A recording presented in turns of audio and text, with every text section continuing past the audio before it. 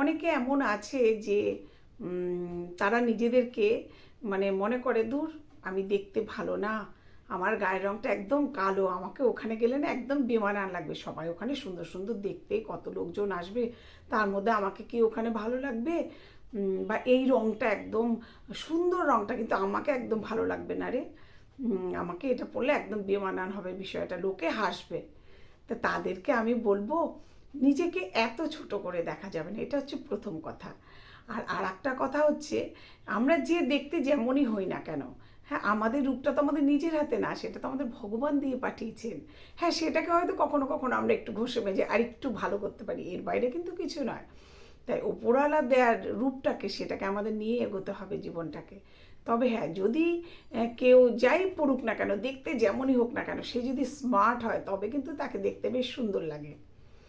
আর একটা সব থেকে বড় সত্যি কথা যেটা, সেটা হচ্ছে রূপটাই কিন্তু মানুষের জীবনের সব নয়। হ্যাঁ, গুণ, তার ভেতরে যদি গুণ থাকে তবেই কিন্তু সে রূপবতী হতে পারে। অনেক ক্ষেত্রে দেখা যায় অনেক গুণী মানুষ আছে আমাদের সমাজে বা আমাদের পৃথিবী বলবো আমি, অনেক গুণী মানুষ আছেন যারা, তার মধ্যে অনেকে হয়তো আজকে নেই পৃথিবীতে, কিন্তু তারা এমন কিছু করে রেখে গেছে, তাদের এত গুণ, যে কারণে তারা আজ নেই, কিন্তু তবুও তারা আমাদের অন্তরে রয়েছেন। তাদেরকে আমরা শতকোটি প্রণাম জানাই। তাই রূপটা তো কোনো ব্যাপার না, রূপ যার যা আছে ওটা নিয়ে স্মার্টলি এগোতে হবে। আর নিজেকে কখনোই ছোট করা যাবে না কারোর কাছে, আমি যা আছে আমি তাই, এটাই ঠিক আছি, এটাই ভাবতে হবে। আর রূপটা যদি আমাদের সুন্দরী হোক, বা আমরা সুন্দরী হই, বা আমরা কুৎসিত হই, যাই যে হই না কেন, সেটাই আমার অহংকার, এটা কিন্তু মনে করতে হবে। আর রূপ যেটা আমাদের ভগবান দিয়ে পাঠিয়েছেন, সেটা কিন্তু একটা সময় অবধি আমাদের সঙ্গে থাকবে, তারপরে কিন্তু তাকে আর পাওয়া যাবে না। একটা সময়ের পর আমাদের সেই রূপটা যে কোথায় হারিয়ে যাবে, আমরা সেই রূপটাকে আয়নায় যত খোঁজারই চেষ্টা করি না কিন্তু তাকে আর খুঁজে পাবো না, সেই রূপটা কিন্তু আমাদের হারিয়ে যায়।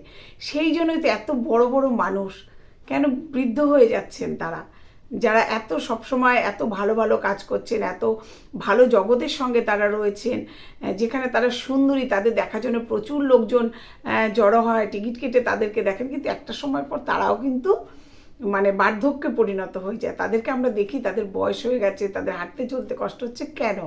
কারণ রূপটা আমাদের বেশি দিন নয়, রূপটা আমাদের সঙ্গে একটা সময় অবধি থাকবে, তারপরে কিন্তু তাকে আমরা খুঁজে পাবো না, সে কোথায় হারিয়ে চলে যাবে আমাদের থেকে।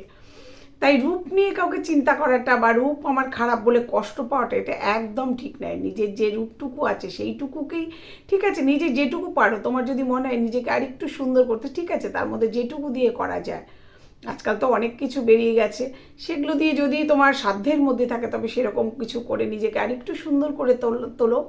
আর তোমার যে রূপটা আছে সেটাই তোমার কাছে শ্রেষ্ঠ, এটা তোমাকে মনে করতে হবে। আর তুমি যদি স্মার্টলি চলো, তোমার ভেতরে যদি শিক্ষা থাকে, তোমার ভেতরে যদি গুণ থাকে, তবেই তুমি কিন্তু রূপবতী। তার জন্য তোমার কিন্তু আলাদা কোনো রূপার দরকার নাই। দেখবে একটা সময়ের পর তুমি যদি গুণী মানুষ হও, তোমার ওই কুৎসিত রূপটাকে ওই গুণটা দিয়ে ঢেকে দেবে। তুমি এত গুণী হবে, এত গুণী হবে যে তোমার সেই কুৎসিত রূপটাকে কেউ আর দেখবে না। তোমার গুণে তুমি অনেক সুন্দর হয়ে যাবে, যে মানুষের কাছে তুমি সুন্দরী বলে পরিচিতি পাবে। তাই রূপের দোহাই দিয়ে বা রূপকে নিয়ে কোনো কষ্ট পাওয়ার দরকার নেই। রূপ আমাদের যা আছে থাক, সেটা নিয়ে কোনো ভাবনা নয়, শুধু আমাদের গুণী হতে হবে, গুণী।